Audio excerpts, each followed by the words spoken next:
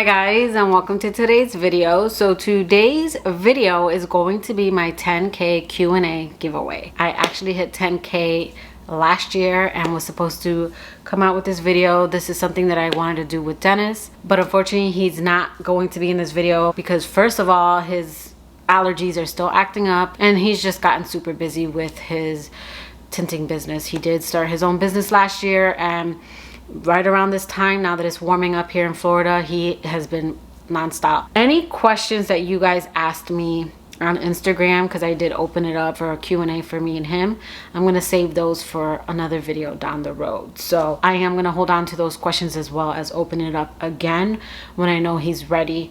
I know he really wanted to be a part of this, but I don't want to keep holding it off. This video is already like 3 months late, and I kind of want to just get this out to you guys. First of all, I want to say thank you to all my lovely subscribers, the ones who engage with me in the comments on Instagram, the ones who are my friends outside of YouTube, the ones who text me. Thank you to all you guys, even my silent subscribers, because without you, honestly, I wouldn't have gotten to this point. The ones who like my videos and keep coming back and watching them, which helps my videos just get out there and get like recommended. So thank you, all of you guys. You all play a part, whether you're someone who engages with me or you just come back to my videos because you enjoy my content. Thank you.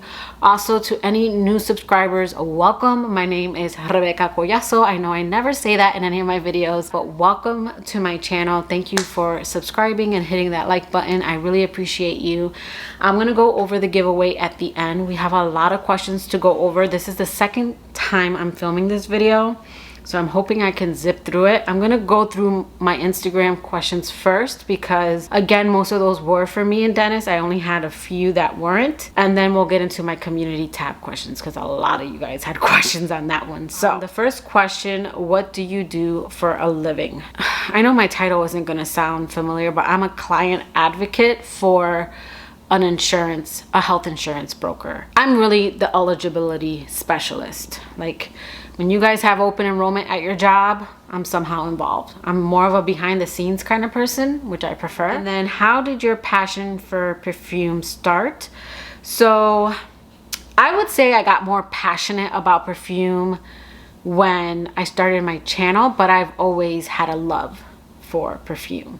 And by love, I mean I've always enjoyed smelling good, but I would say it became more of a passion when I started reviewing on my channel. What was your first niche fragrance? I know my girl Latanya don't mind me shouting her out because she asked me questions on my community tab. That would have to be that I know it was niche, was Delina, because I could have owned niche and not known it, but Delina would probably be the first one, and my lovely mom got me that. And then the last question from Instagram is designer or niche, inspired by brands or OGs, what is your ideal collection? So designer, OGs, and then my ideal collection is a little bit of everything.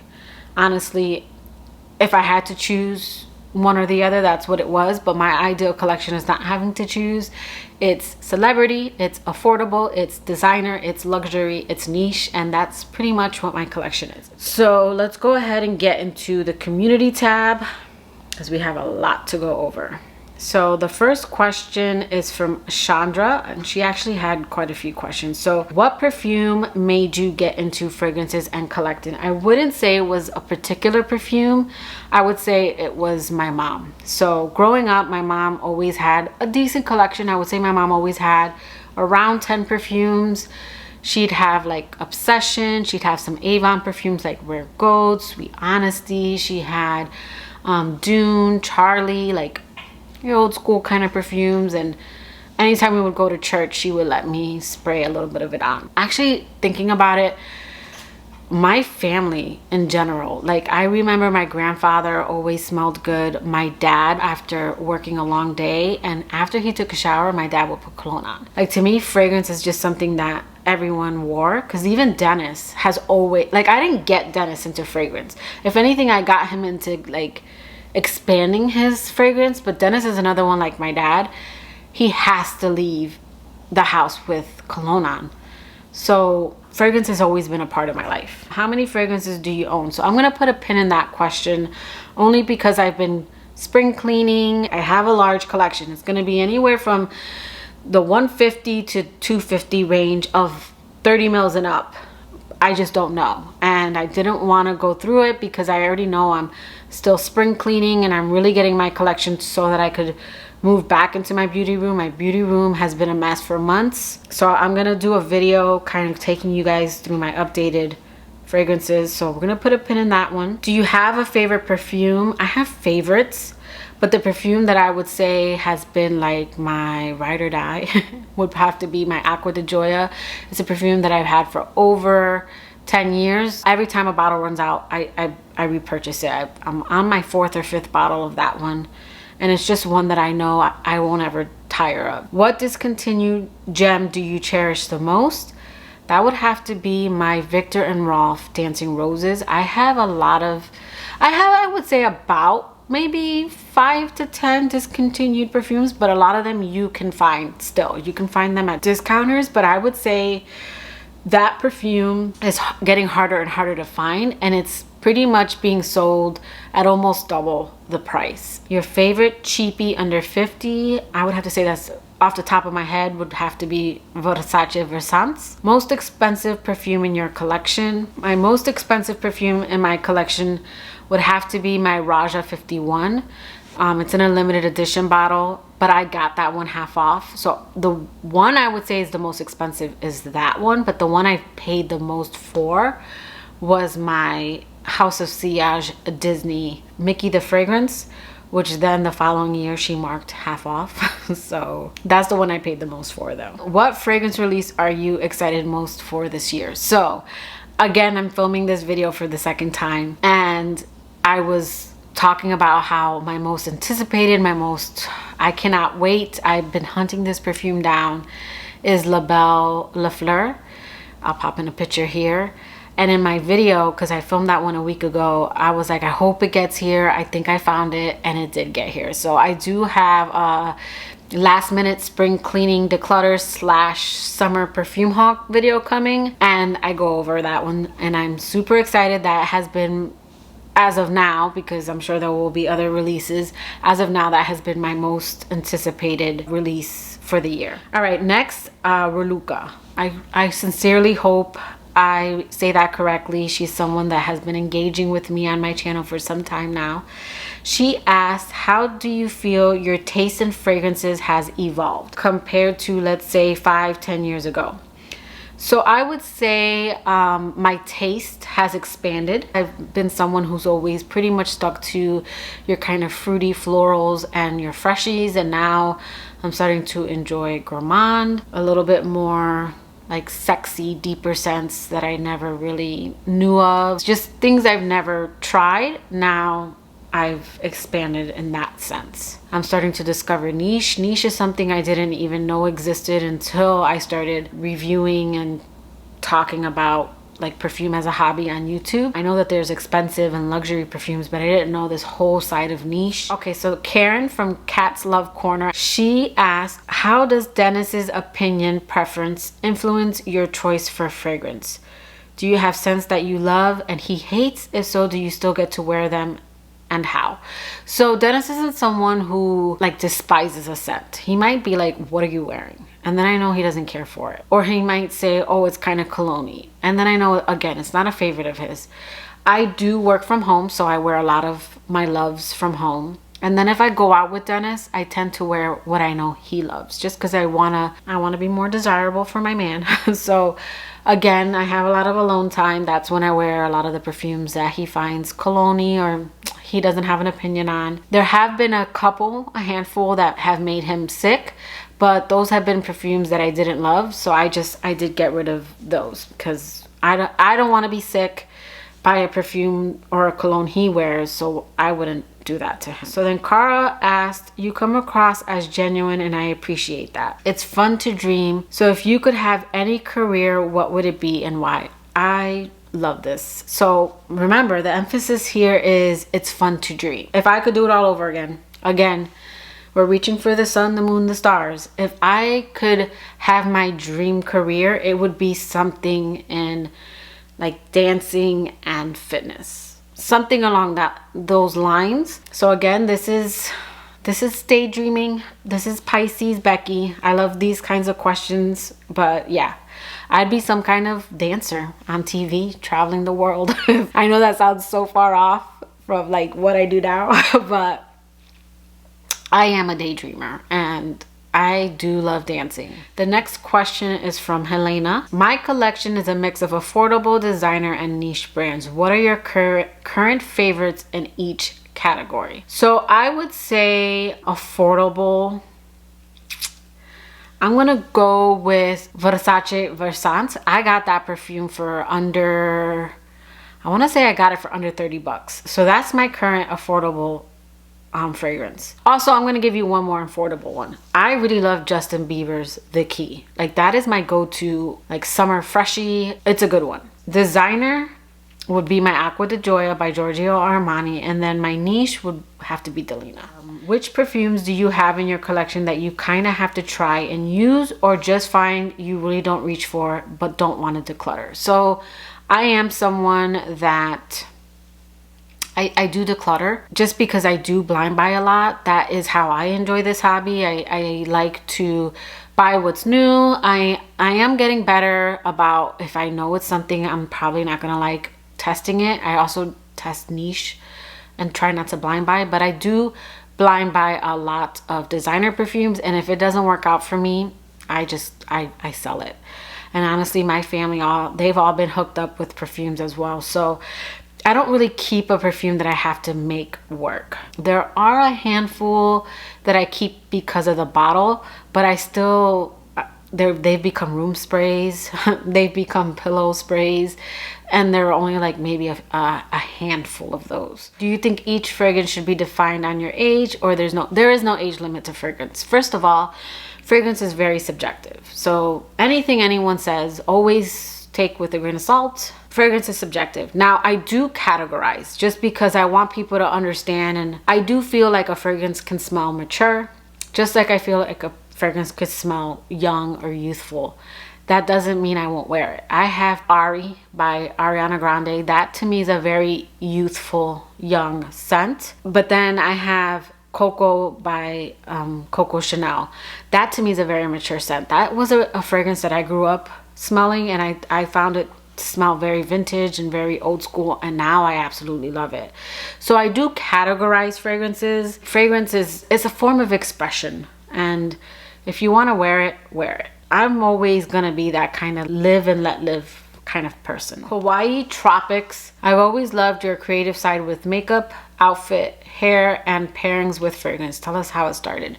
So my channel was a makeup beauty channel. That's how it started, I think in 2017. So for 2 years, I put out videos of makeup hauls and tutorials, and you know, the beauty side, the makeup side is very saturated, very hard to kind of get YouTube to push your videos or recommend them if you haven't been doing it from the beginning. So I really love makeup. In fact, if you guys go to my Instagram, you'll see a lot of my makeup looks.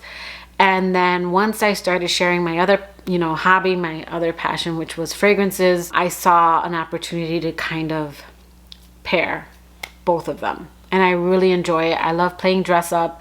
I love doing my Halloween series and kind of pairing up a fragrance with it. I find it fun.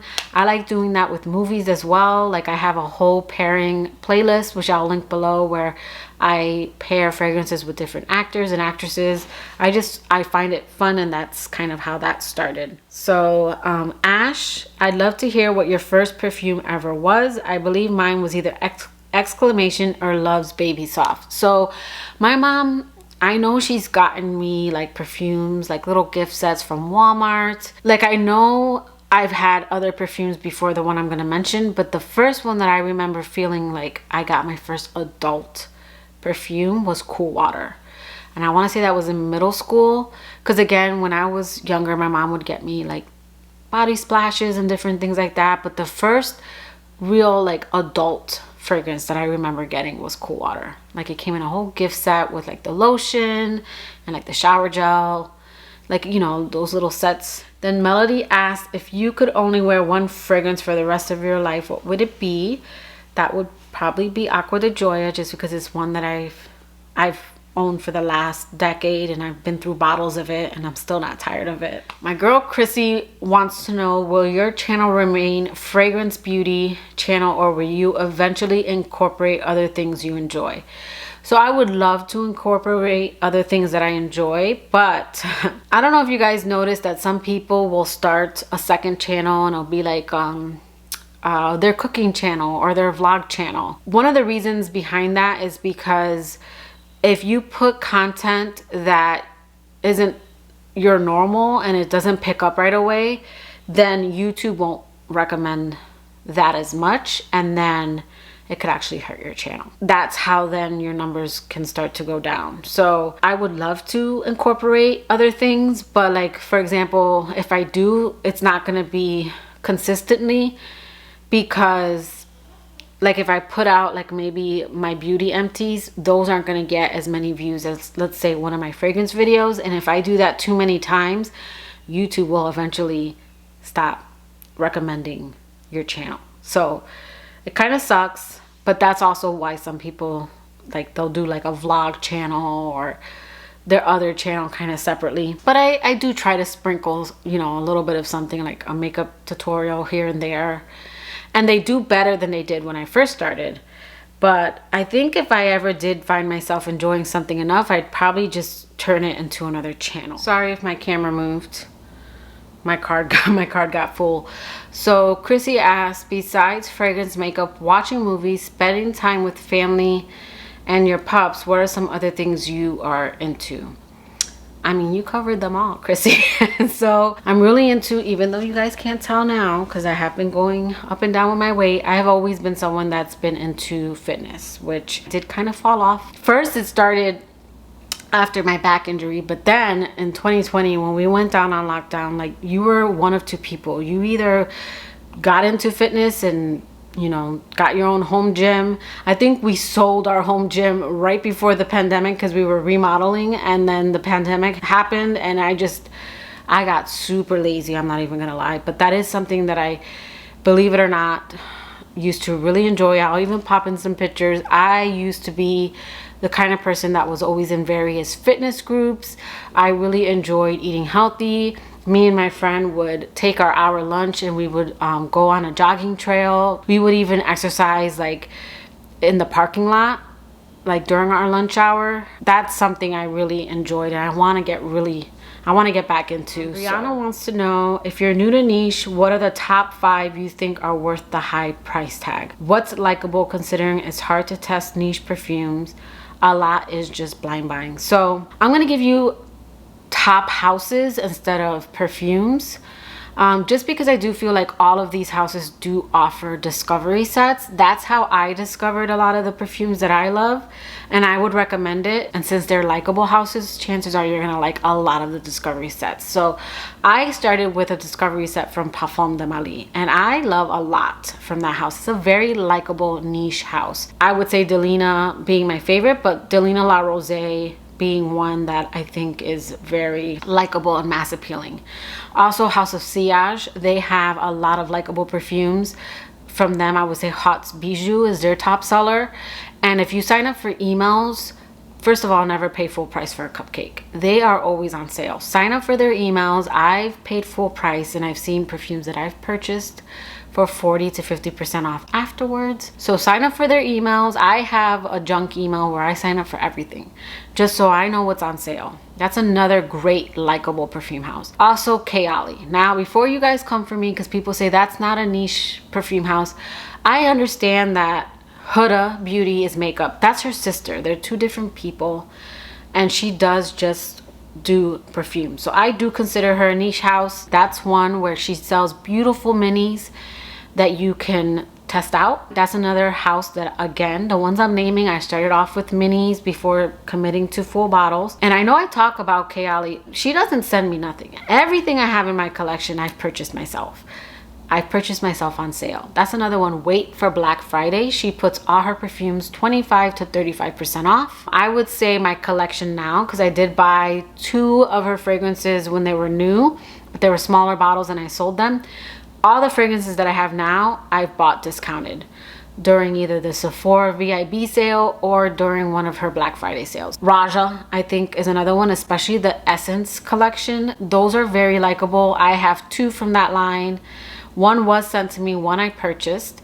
And then I have 2 from the other line. Again, one was sent to me and one I purchased. But those are a lot of classy, beautiful, kind of likable fragrances. And then I did get Killian, the Discovery set, and a lot of those are likable fragrances. I haven't found one yet that's a full bottle worthy, but I do think that's a house that's very likable. A lot of people have niche fragrances from that house, so I think that's another one that, like, kind of an easy house to enjoy. And again, they offer discovery sets. Okay, Palmira, tell us your top 3 and bottom 3 notes and fragrances.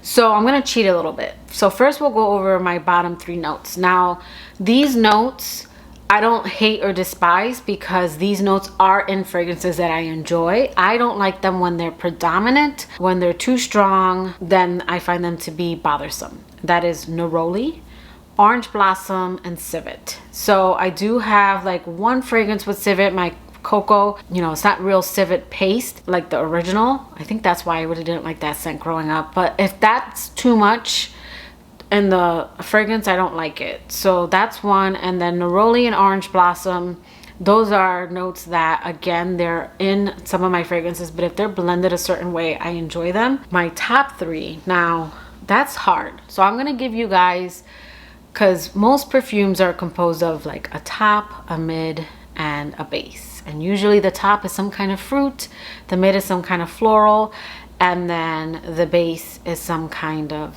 you know, something to ground the perfume. So I'm gonna give you guys what I'm loving at the moment. I'm really enjoying citruses. Yes, I know that covers a lot, but give me any kind of citrus, and pear.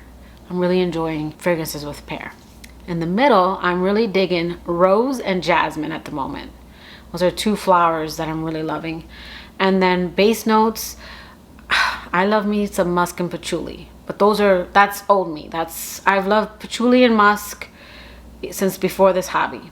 Lately, I've really been into AMBRE, and I've really been into vetiver. Now, vetiver's got to be blended a certain way or it bothers Dennis, but I just find vetiver to give depth to a lot of fragrances, so I'm really enjoying those. I know I kind of cheated, but that was a hard one. Then Danny asked, how did COVID times affect your love for perfumes? So I was blessed, and it can still happen. So let me go ahead and knock on wood. I didn't get COVID, and I know so many people who lost their smell. Like my cousin, she lost her smell, and even now she says things don't smell right and things don't taste right. So I am scared of getting that strain where it like messes with your senses. But I wouldn't say it has affected my love of perfumes. If anything, it kind of exploded my collection, because during the pandemic, I mean, everyone started a YouTube channel, and this community to me blew up, and we kind of all influenced each other. And I've connected, I've made friends. If anything, COVID like really changed this hobby for me. I met a lot of great people on here, a lot of other fellow YouTubers. So it affected this hobby in a good way. 50 cents UK Ange. My question, from which house do you have the most perfumes? I would have to say that is from the house of Mugler. I have currently 13 fragrances from that house. There are a couple of other houses close to his, but that's probably the one with the most. And then her other question is, if you could create your own perfume, what would it smell like? Oh, that's a good one. We're gonna go back to that one. Have you ever visited the UK, and if not, would you like to? I have never visited the UK, and I would love to. So I can't really travel now because I have my 2 dogs that are sick. My little Oliver, who just woke up and is stretching, he has epilepsy, and then Lucky, my older one, he's got tumors. He has 2 brain tumors, which he's on steroid therapy, which they gave us a few months, and he's almost going on a full year. So I can't really travel. They need me. But far down the road, when my babies have left me, I would love to travel. It's not something I'm going to be doing anytime soon, but UK is definitely on my bucket list. And you better be prepared to meet me, because if I get over to that side of the pond. But if you could create your own perfume, what would it smell like? So my first perfume would be a fruity floral. I know that's a little bit basic. My first perfume would definitely be on the more mass appealing basic side, because at the end of the day, the fragrance community is smaller compared to the masses. And I remember reading, when I was reading about Sarah Jessica Parker and her fragrance, she wanted Stash to be her first perfume, but her marketing team actually advised against that because of how complex it was.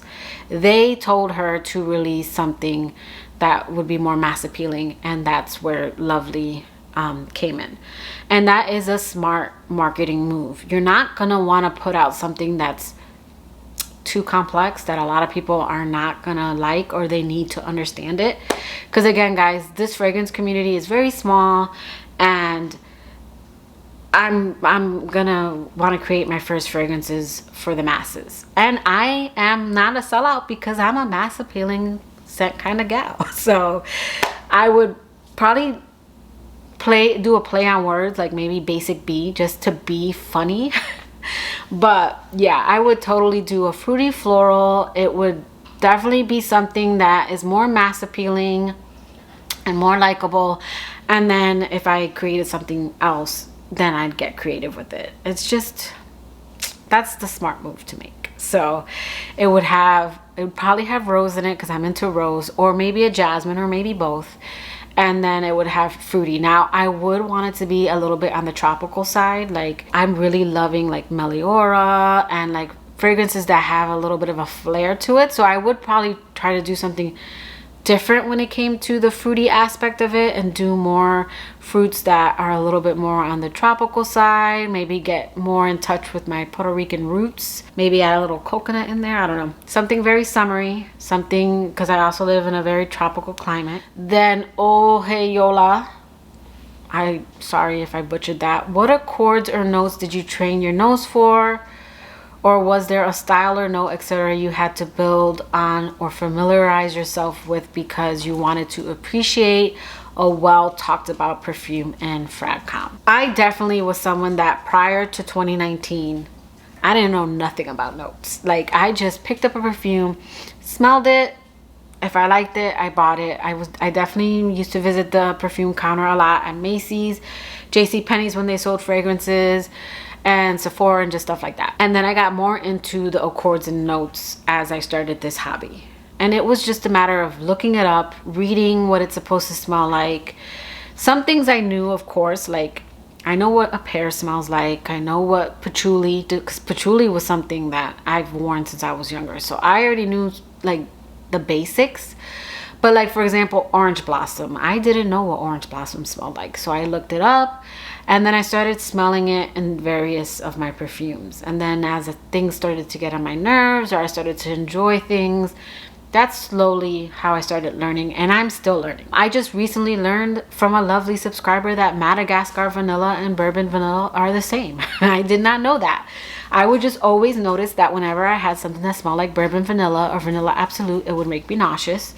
And whenever I would see vanilla bean, or Madagascar, it didn't make me nauseous. Yeah, those two are apparently the same thing. So I'm still learning, but that's how I started to train my nose. And just watching other people, like when people would describe tuberose and they would say buttery or bubblegummy, and I would start getting it. And that's how I would learn. I also started to try to see what I could pick up before going to Fragrantica. I like when I like smell something, I'm like, oh, I smell iris, and then when I go to look, it's in there. I'm like, yeah. So Casey asked, do you have a favorite perfume house?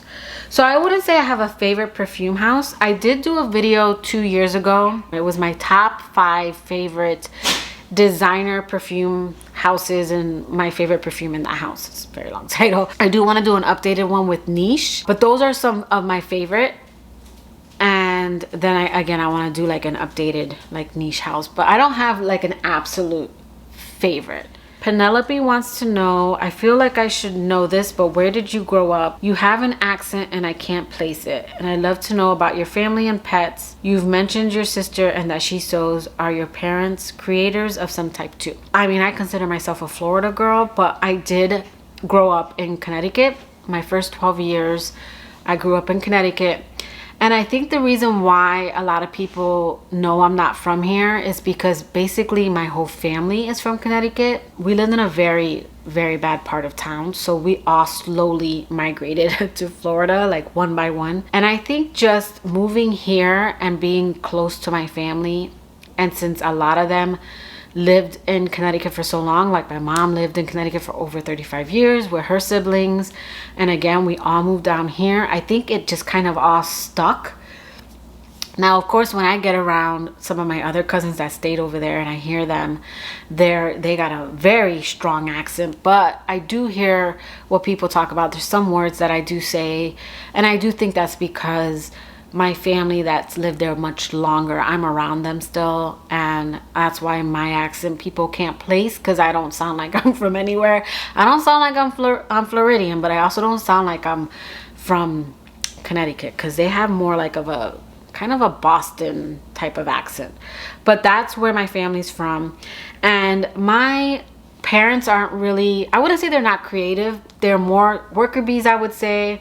But I think my mom's the reason why we got into, you know, being creative, because my mom always made sure that, you know, we were in some kind of pottery class, some kind of drawing class. She would take us to the library to do different activities. We were in all kinds of like crafts at school, and my mom just made sure that we kind of grew up with that. Okay, Beauty with Bella wants to know, how do you balance life and creating content? I don't know if you guys have noticed, I kind of scaled down to one video a week, and then if I can put out a second video I will. But I used to be someone who would put out, especially when we went into lockdown, I would always put out a video on Sunday and then a second or third video throughout the week whenever I could. And that was fine when I was again in lockdown. But now that we're opening up and I am going back into the office one day a week, that's getting a little bit harder to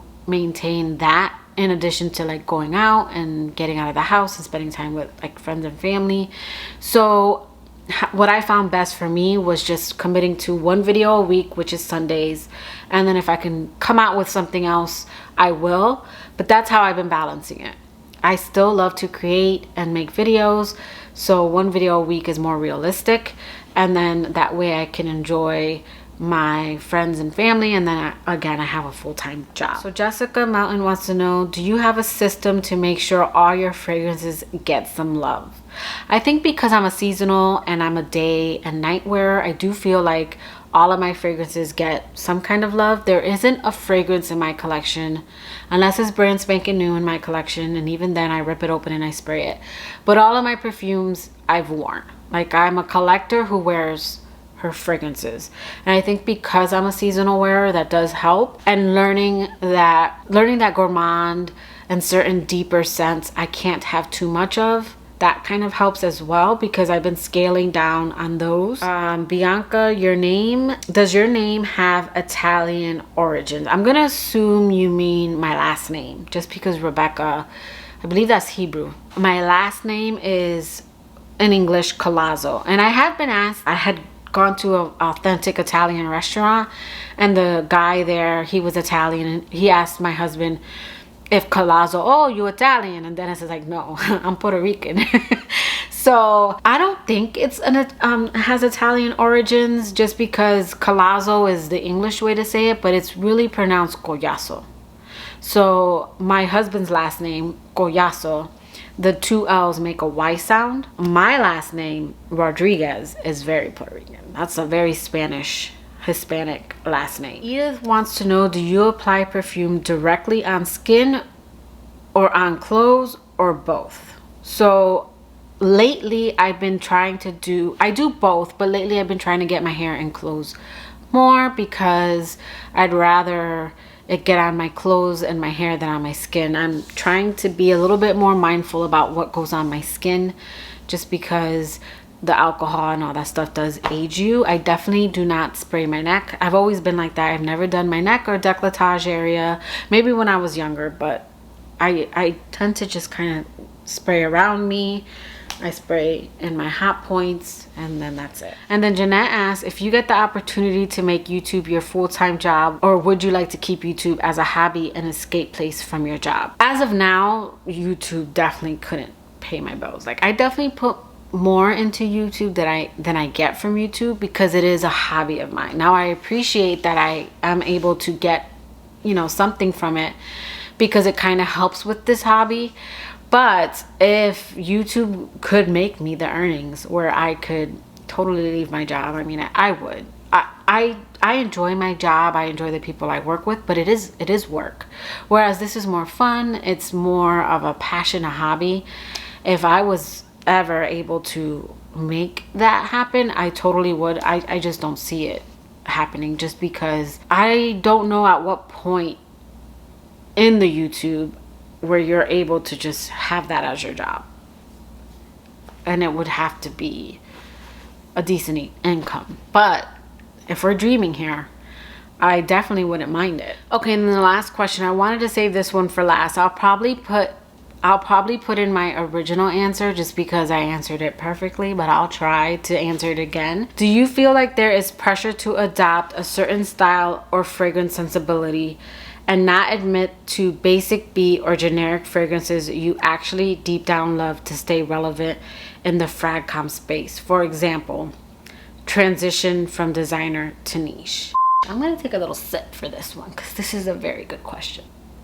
If you guys have been watching my channel, you know I don't care what anyone thinks. If anyone thinks a perfume is basic, I have people tell me all the time, your list is basic. Basic B is a term I've only ever heard of in fragcom.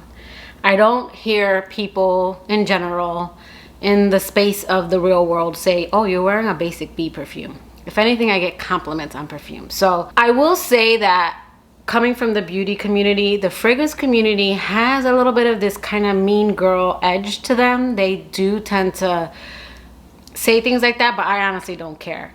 I'm not a basic B. Let's put that out there first. And a fragrance certainly is not going to make me that way either. So if I like it, I like it. I'm not scared to say it. And I hope that by me doing that, that gets more people to not care what other people think, because at the end of the day, it is just perfume, and that is it. And some people take this hobby a little too seriously. So no, I don't feel no pressure. I am enjoying niche, and I am purchasing niche, and just because someone enjoys niche does not mean anything. Like what you like. I went in on this one. So yeah, if you guys know me, you know that I am who I am, and that's it. No amount of perfume is gonna make you basic, it's gonna make you important. But I think I will always be someone who likes a little bit of everything, and I like what I like, I wear what I wear, and that's just how I am. I don't feel the need to hide when I enjoy a perfume that fragcom has labeled basic. It's probably a basic person who labeled it that way anyways. So I did really enjoy that question, so that's kind of why I wanted to save it for last. But now let's get into the giveaway. I'm gonna have all of my giveaway rules all listed below in case you miss anything. Now, we're gonna have two separate contests. We're gonna have one for my people in the US, and then we're gonna have one for my Canada and international viewers. For my international and Canada, I'm gonna do a $75 gift card to whatever discounter or beauty store that you enjoy. Now, the only stipulation is I have to be able to get that to you. It's got to be an e-card that I can email to you somehow, or I have to move on to the next winner. And then for US, what was my giveaway from the beginning, which is a little bit of everything that I love, I'm going to be giving you a palette. Kind of what started my channel was, again, beauty and makeup. So here I have the Sand Haze Huda Beauty palette. Then I'm also going to be including jewelry. So I did get this beautiful necklace. You guys know that I'm a Pisces, I'm a fish, and I love anything mermaid. So this is a mermaid necklace, and it's in the shape of a heart. Then I'm going to be giving out sample of Coconilla Kisses Butterfluff. So this is from AMBRE BIJOU. Amber Chantal, she's another fragrance reviewer here on YouTube, and she started her own skincare line. So this is one of my favorite Butterfluffs. Her creams and her lotions are amazing. They leave your skin soft and just glowing. So I have here Coconilla Kisses, and then of course I gotta add fragrance. So we have here a designer and a niche. We have here Idole by Lancome, and this is a 25 ml bottle. And then the new Sunset Hour by Goldfield and Banks, and this is a travel. This is a 10 ml travel. Both of these are brand new. And then I did get this free beauty bag from Ulta, which I will put everything in here nicely wrapped up. So this is gonna go to someone here in the US. So basically the entries are going to be on the honor system. I mean, let's be honest, we're all adults here.